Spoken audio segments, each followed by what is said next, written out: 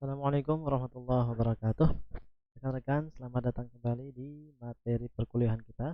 Nah, di sini kita akan mencoba CRUD atau ini ya, membuat aplikasi CRUD MySQL lengkap dengan user interface yang sudah ada atau yang sudah kalian bikin sewaktu untuk project UTS kemarin. Nah, rencananya di sini seperti ini ya. Pertama-tama kita akan bikin nanti halaman register atau activity register ini benar-benar bisa untuk mendaftarkan user dan data-datanya akan masuk ke database MySQL. Kemudian setelah datanya masuk, di sini dia bisa melakukan login menggunakan data tersebut dan validasinya langsung dari database juga. Sehingga nanti akan ada validasi yang benar-benar berasal dari database. Lanjut, kita kemudian kalau usernya berhasil untuk login maka akan diarahkan ke dashboard. Nah, di dashboard rencananya kita akan coba upload gambar untuk profil pengguna. Kemudian gambar ini bisa diedit, kemudian bisa dihapus juga. Selanjutnya yang terakhir kita akan tambahkan item-item atau apa ya di sini ya. Barang-barang yang menjadi coba saya perlihatkan ya. Ini adalah proyek mahasiswa salah satu dari kalian ya. Jadi saya ambil salah satu proyek kalian. Nah, ini kita akan menambahkan item-item ini atau barang-barang ini yang terdiri dari judul, kalau di sini makanan ya, berarti judul makanan, gambar makanannya, harganya. Nah, dan semua item ini bisa diedit, dihapus dan dilihat detailnya. Kira-kira itu yang akan menjadi agenda kita hari ini. Baik, saya kira kita langsung coba ke tahap pertama yaitu register.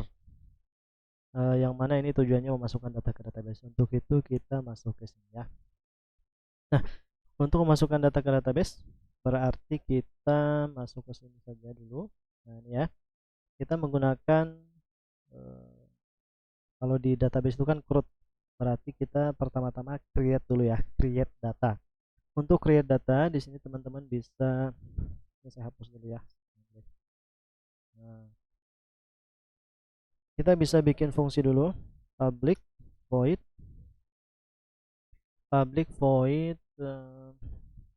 register mungkin ya. V besar, pilih view, V kecil, pilih view, kurung buka tutup seperti ini. Dan mungkin kita bisa kasih di sini on click untuk database-nya ya. Untuk database, untuk buttonnya on click, cari atribut on click dan pastikan di sini register. Selanjutnya kita bisa masukkan coding untuk create data. Nah, pertama-tama yang kita lakukan adalah ini teman-teman. Pertama-tama tahapannya begini ya. Harusnya kita membuat database dulu di control panel, tapi nanti aja lah ya. Buat database-nya nanti proyek. Nah, kita import dependency dulu. Dependensinya adalah yang ini. Nanti teman-teman tinggal ketik ya. Di mana kita masukin? Nah, di bagian Gradle, kemudian yang ada modul .2f-nya. Nah, double klik, kemudian di bagian sini kita masukkan, kasih jarak 1 enter supaya kita tahu bahwa ini yang kita tambahkan atau di luar dari yang baku ya, dependensi baku dari Android. Paste. Nah, setelah ini pastikan internet teman-teman tersambung ya, dan klik di sini sync now. Supaya apa? Supaya library atau coding atau apa ya? Ya library lah istilahnya atau dependensinya yang baru kita tambahkan ini dimasukkan file-file yang diperlukan melalui internet. Jadi di-download, dimasukkan ke dalam project kita sehingga kita bisa manfaatkan dependensi ini untuk root database. Setelah dependensinya, teman-teman harus di sini, nah ini menambahkan permission di manifest. Caranya, cara membuka manifestnya, ini bisa kita keluarkan dulu. Double klik folder manifest di sini, kemudian teman-teman tambahkan di sini internet permission. Nah, caranya berarti di luar application ya. Gimana sih? Uses permission. Nah, berarti kita kasih enter aja. Uses permission. Di sini langsung aja ketik internet huruf besar ya. Nah, pilih dari opsi yang keluar dan garis miring untuk menutupnya. Yang kedua di bagian sini juga yang harus kita tambahkan adalah nih allow clear user data. Ini penting supaya form atau data yang kita input dari register nanti akan di value-value yang kita kirim ke database akan di clear, sehingga data berikutnya yang kita inputkan lewat form register itu tidak tertimpa data yang terdahulu kita masukin. Kira-kira gitu makna dari atau fungsi dari atribut ini ya. Taruh di bawah tag application. Nah, di sini yang ini ya, silahkan diketik saja. Kemudian selanjutnya apa? Selanjutnya adalah permission sudah, manifest sudah. Nah, di sini baru kita bisa ke sini dulu aja. Nanti untuk masalah PHP dan sebagainya kita lewati dulu ya. Nah, ini to create data pertama-tama kita harus kasih identifier untuk username ini ya. Nah, sayangnya di desain punya mahasiswa ini kayaknya nggak ada konfirmasi password ya. Apa perlu kita tambah atau nggak usah ya? Kayaknya nggak usah deh ya. Oke, berarti di sini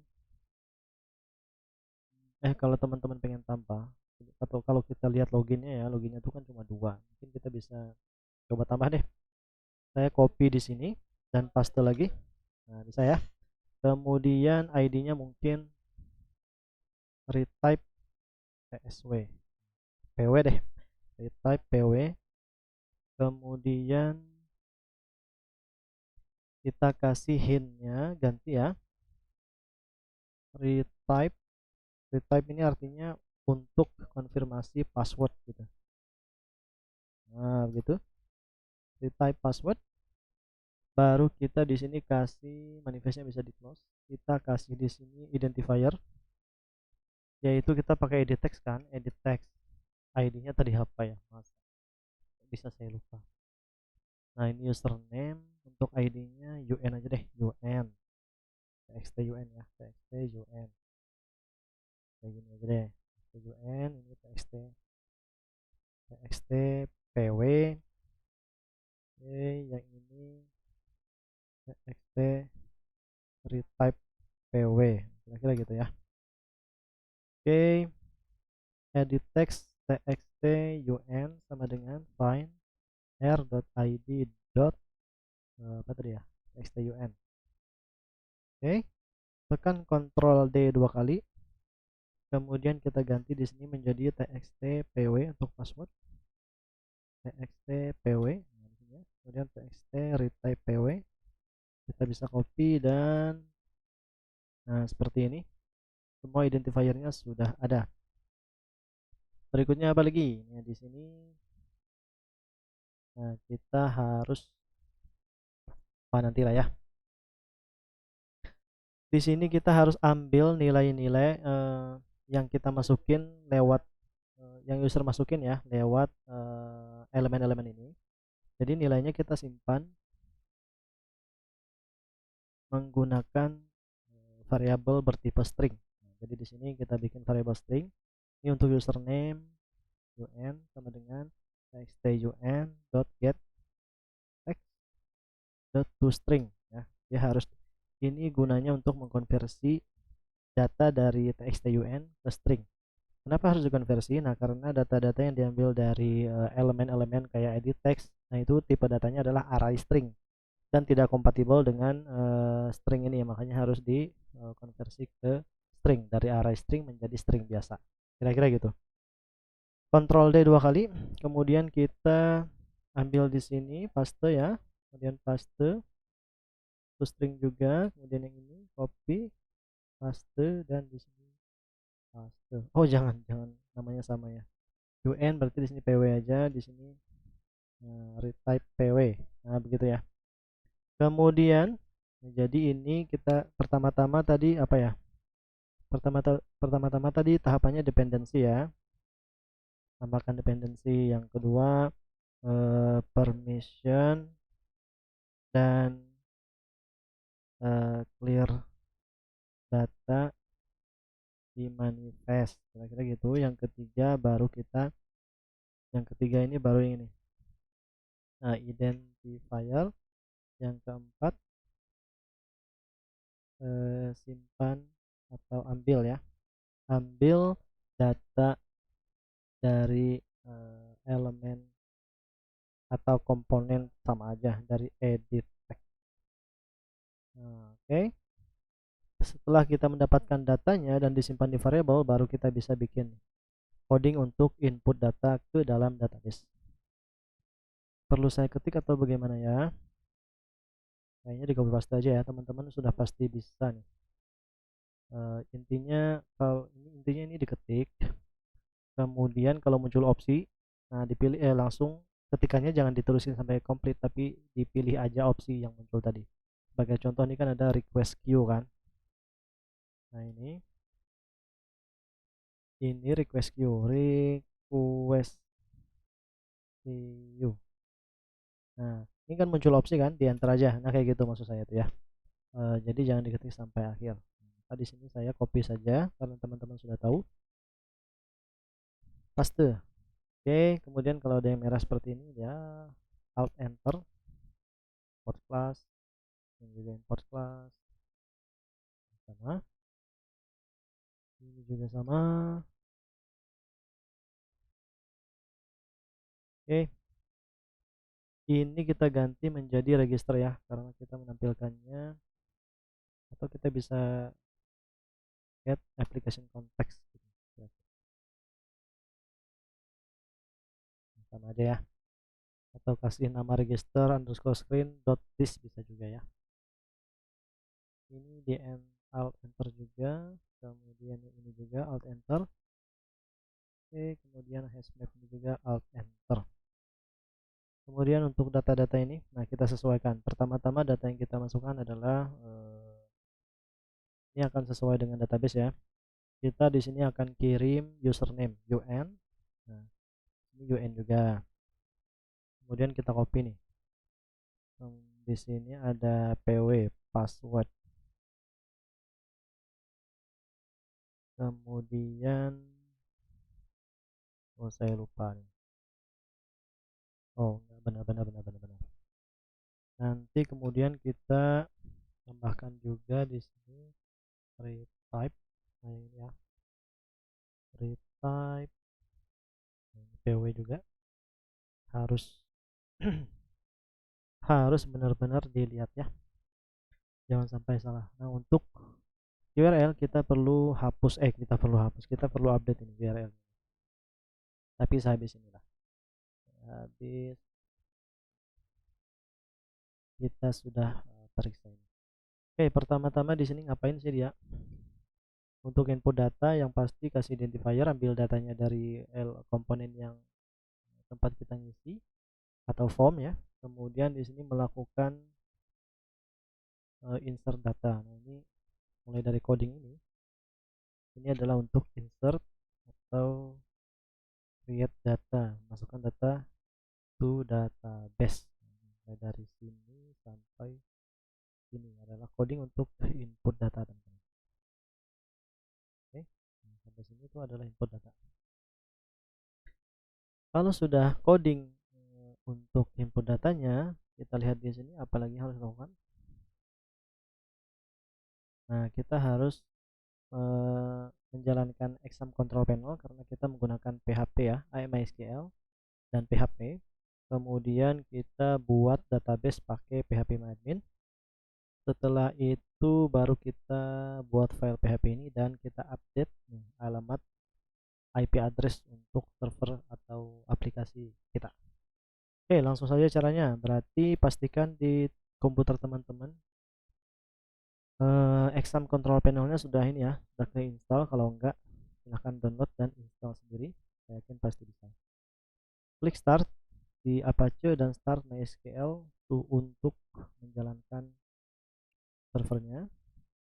Kemudian kalau sudah, kita di sini bikin dulu database ya di PHP-MyAdmin. Databasenya dengan field apa aja? Satu adalah username, dua password, tiga mungkin untuk ID. Nah, jadi buka PHP-MyAdmin dengan cara boleh klik dari sini aja. Oke, semoga berhasil. Nah, berhasil. Nah, saya perbesar dulu. Bikin di bagian database ini, klik database tadi. Cara membuat databasenya adalah nama databasenya apa ya? Kalau aplikasinya tadi namanya Foodgetter ya tadi. Coba lihat. Nah, foodator. Ya udahlah, terserah. Kita kasih foodator. Kira-kira gitu. Dan kita langsung bikin tabelnya. Tabelnya adalah user. Ada berapa field atau kolom? Ada 3. Go. Nah, di sini kita kasih ID ya. Kemudian di sini username. Kemudian di sini password. Oke. Atau kita samakan saja dengan yang ada di, nah di sini nih, samakan aja supaya kita gampang untuk mengidentifikasinya. Berarti ini UN, ini PW. Dari type PW nya nggak masuk ke database karena digunakan untuk verifikasi nanti di file PHP. Jadi nggak usah kita pakai ya. Varchar di sini nggak usah kita kasih juga nggak apa-apa ya, untuk nilai-nilainya. Kemudian pastikan kita mencentang AI atau auto increment, dan otomatis nanti ID ini dijadikan sebagai primary key. Kalau sudah, save saja. Oh enggak bisa ya. Berarti kita kasih nama itu paling panjang kayaknya 50 deh. Ini 50 juga deh. Save. Oke. Tabel kita sudah selesai dibikin. Habis itu tahapannya adalah apa nih? Akan database dan tabel. Nah, baru di sini kita membuat file PHP-nya. Untuk file PHP, kita buka dulu di sini folder htdocs dari exam kita ya. Daripada kita buka lewat Windows Explorer, mending kita langsung klik button ini aja di control panel dari examnya. Oke, nah di sini dan cari folder htdocs, kemudian bikin folder baru. Apa tadi ya? Foodator gitu ya. Nah, itu kemudian baru kita tambahkan di sini file, dua buah file ya. Yang pertama itu connect PHP, yang kedua adalah create data, kira-kira gitu. Saya pengen bikin filenya pakai Visual Studio Code. Nah, jadi kalau teman-teman sudah terinstall Visual Studio Code, silahkan diikuti saja. Kalau enggak, install dulu aja Visual Studio Code ya, supaya gampang ngodingnya teman-teman. Klik kanan di sini open with code. Kalau enggak bisa pakai CMD, perintahnya nanti ketikin code spasi titik enter. Oke, seperti ini, dan kita bikin file. Bentar. Filenya apa tadi ya? Nah, ini filenya adalah connect PHP. Caranya di sini bikin ini connect.php. Yang kedua adalah create.php. Oke, create.php. Nah, dua file ini sudah selesai. Coba saya buka contekannya ya. Open lewat, kayaknya saya buka aja deh. Nah, oke. Untuk PHP create connect PHP seperti ini codingnya. Kita sesuaikan dulu nama databasenya, yaitu tadi foodator ya. Pastikan sama ya. Nah, coba cek lagi foodator. Save. Untuk connect PHP gitu aja, bisa kita close. Kemudian untuk create PHP, nah ini adalah inti dari coding untuk insert datanya. Saya copy dulu ya. Create PHP, paste. Nah, di sini sesuaikan. Pertama kita import file connect PHP di sini. Yang kedua data. Nah, data ini harus kita sesuaikan dengan yang kita kirimkan. Nah, yang kita kirimkan adalah ini UN kan. Berarti ini pokoknya yang hijau-hijau ini harus sama dengan yang ada di dalam pos-pos ini. Kalau yang kita kirim adalah hijau UN kan, berarti di sini UN juga. Kalau di sini UN1 berarti di PHP ini UN1 juga ya. Bukan diambil dari sini nih, bukan, tapi dari yang hijau ini. Oke, berarti di sini artinya apa? Kalau jika user melakukan registrasi, nah, tandanya adalah variabel UN tidak kosong. Nah, itu artinya user melakukan registrasi kan, logikanya kan gitu ya. Maka if not empty tuh kalau nggak kosong UN-nya, atau kalau user melakukan submit data registrasi, maka lakukan yang sebelah yang di dalam sini. Oke, yang pertama adalah dia ambil variabel UN dulu. Ambil variabel UN. Selain UN ada apa aja tadi? Kita kasih nama UN juga ya, sesuai aja. Selain UN ada password dan ada read type. Kita copy aja dari sini supaya nggak salah nih. Oke, namanya di sini, kemudian ini read type, copy, paste dan paste. Nah, kira-kira begitu. Jadi di sini kita mengambil data yang dikirim lewat Android. Ambil data yang dikirim lewat dari Android ya. Wait, dia mengirimnya pakai metode post ya. Metode post. Nah, tanya kan kita di sini pakai post. Ada dua metode, biasanya pakai post atau get. Kalau get itu biasanya untuk ngambil nilai dari link internet ya. Kalau post itu untuk ngambil nilai dari form. Nah, kemudian nilainya sudah ada nih. Baru kita bisa masukkan data-datanya ke database pakai coding ini. Yang pertama insert into. Nah, tabelnya apa? Tabelnya tadi user, harus diupdate ya, diperbarui user sesuaikan dengan yang di database kita. Cek lagi tabelnya user. Kemudian ini di sini fieldnya apa aja? ID nggak usah karena ini sudah auto increment. UN dan PW. UN, PW. Nah, kira-kira gitu. Kalau filenya ada lebih berarti tinggal dikasih koma, nama filenya, koma dan filenya. Yang terakhirnya nggak usah pakai koma ya. Lanjut di sini nilainya diambil dari UN. Oke. Kemudian saya copy nih ya. Copy paste di sini PW. Nah, tapi di sini kita harus cek dulu apakah passwordnya itu sama dengan read type passwordnya atau kita validasi dulu. Oke. Caranya berarti gini logikanya. Kalau passwordnya sama dengan konfirmasinya, berarti jalankan coding yang ada di dalam sini, ya kan gitu. Nah, berarti di sini if PW $PW sama dengan ya 3 deh, sama dengan 3 itu artinya identik. Kemudian $read type PW. Nah, maka kalau konfirmasi password benar maka kerjakan yang ada di dalam ini. Nah, gitu ya. Tapi kalau salah maka kirim pesan bahwa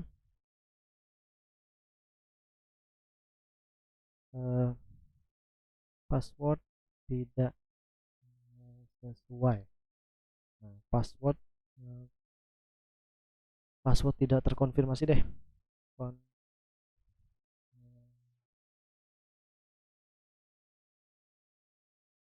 Password tidak terkonfirmasi. Kira-kira gitu ya. Password tidak terkonfirmasi.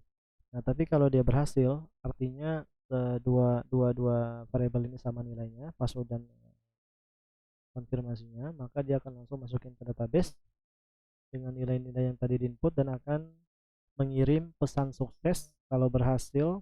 Artinya kalau koneksinya berjalan lancar, internetnya bukan internet ya, sambungan ke servernya berhasil. Atau kalau dia gagal nanti akan muncul pesan failed. Ini kalau gagal terhubung ke database ya. Oke, kalau sudah berarti kita bisa tahap berikutnya, yaitu ini tahap terakhir untuk input data adalah konfigurasi apa tadi, IP address. IP addressnya ada di mana kira-kira begitu ya. Untuk ngecek IP address, nah di sini kita harus update juga nih. Kita membuat filenya di dalam folder apa tadi ya. Nah, di dalam htdocs foodator, berarti di sini diupdate menjadi foodator. Nah, file PHP yang kita pakai untuk insert data adalah create PHP ya, harus sesuai benar-benar. Nah, di sini create PHP. Kalau namanya beda berarti sesuaikan dengan yang ada di sini di filenya, sesuaikan ya. Nah, ini. Kalau tadi di file PHP-nya create data, berarti di sini juga create data. Oke. Kita temukan IP config kita. Bukan IP config. IP address kita ya. Caranya ketik IP config di enter, buka cmd ya. Nah, kita di sini pakai IP address versi 4. Ada dua yang bisa kita gunakan sih. Yang pertama bagi yang ini atau yang 1010. Salah satunya bisa dipakai. Kita coba yang ini dulu ya, 192.168. Bisa di copy nggak ya? Di blok, di Ctrl C, kemudian di sini paste. Nah, bisa ya. Jangan sampai ini ada S-nya. Kemudian kita copy saja. Kita cek apakah alamat atau IP addressnya benar dengan cara lihat di browser. Paste gitu. Nah, kalau muncul pesan seperti ini berarti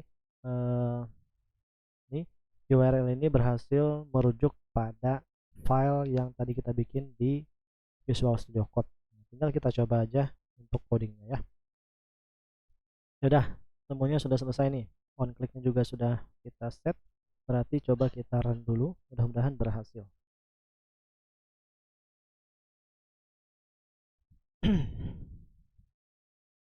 Oke, ini masuknya cukup bagus ya bikin tampilannya.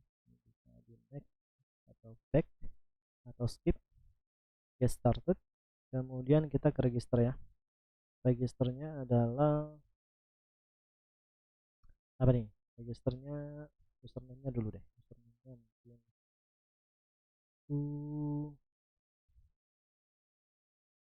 ini deh. Ini satu kan di sini. Ini satu dulu ya, satu kira-kira gitu. Register. Nah, berhasil menyimpan data berarti oke lah, fix semuanya, coding kita berhasil.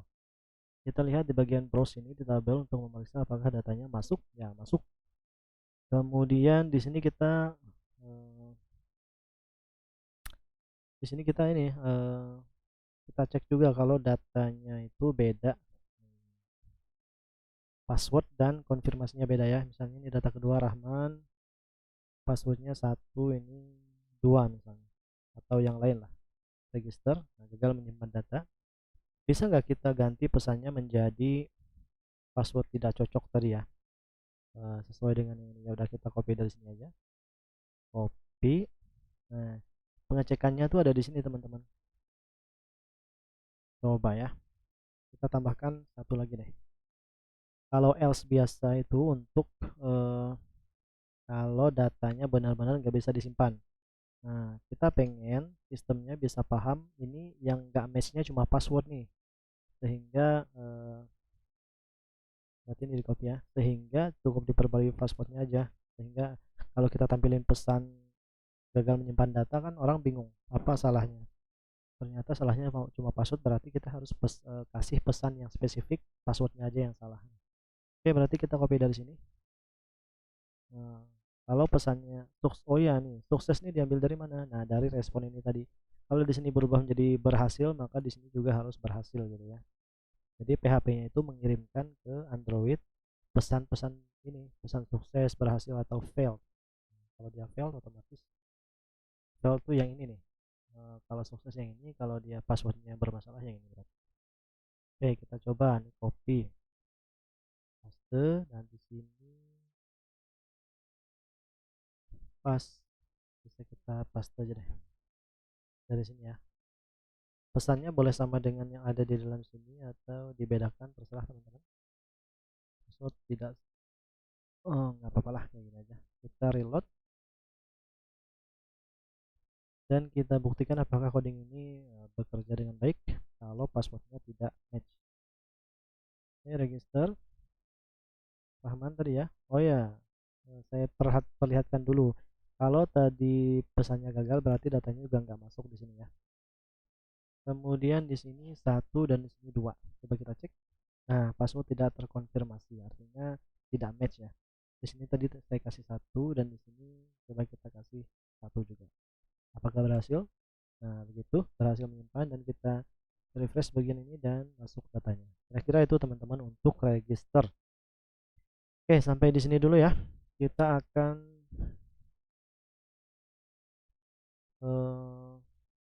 selanjutnya kita akan di video berikutnya masuk ke materi tentang login.